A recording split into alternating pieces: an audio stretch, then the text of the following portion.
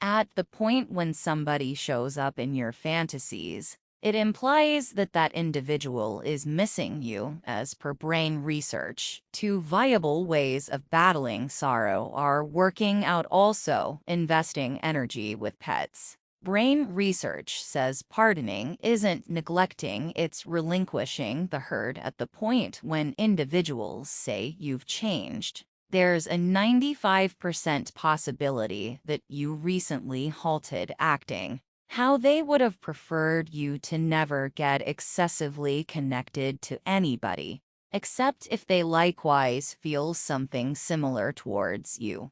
Since uneven assumptions can intellectually obliterate you, brain science says never abandon something you truly care about. It's hard to stand by. Yet it's more hard to lament when you are no longer companions with somebody.